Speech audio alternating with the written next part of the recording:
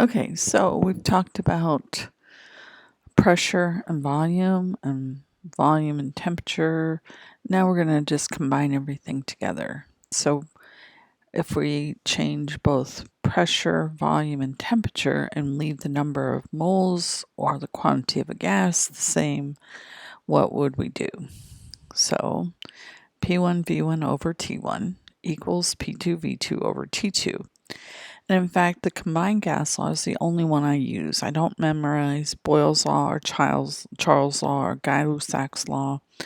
I just use the combined gas law. And if nothing is mentioned about the temperature, then I just mark temperature off. It's the same value. If something's mentioned about volume, but they talk about pressure and temperature, I just mark out the volume ones. So for me, it's easy to remember one formula and just mark out the variables that don't change rather than trying to remember the name of the chemist and the individual laws. So that should be a clue to you that I'm not going to ask you the names of the laws. I may mention the name of the law in the equation, but you wouldn't need that to answer the question.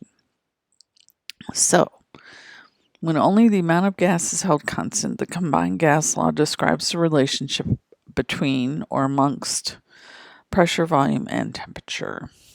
So, if you hold the temperatures the same, then you could just get rid of the equations and you would have the same temperature on the numerator and the denominator, so you just get rid of them. And so you would get this law, which is Boyle's law. And like I told you, I never remember whose name is what law. Same thing with, you could do with Charles' law, and you could do the same thing with Gay-Lussac's law. So there you go. So the thing you want to do with these problems is you want to write out what you're given. So a volume of a gas-filled balloon is 30.0 liters, so that's V1. At 313 Kelvin, that's T1. And pressure is 153 kilopascals, P1. What would the volume be at standard temperature and pressure, STP? So standard temperature is 0 Celsius, which is 273 Kelvin. And standard pressure is 1 atmosphere, which is the same as 101.3 kilopascals. And so you have those all filled out, and what you're looking to find is the new volume. So you need to rearrange your equation to calculate V2. And so the first thing I would do is multiply both sides by T2 and divide both sides by P2. And we get that V2 equals V1 P1 times T2 divided by P2 times T1.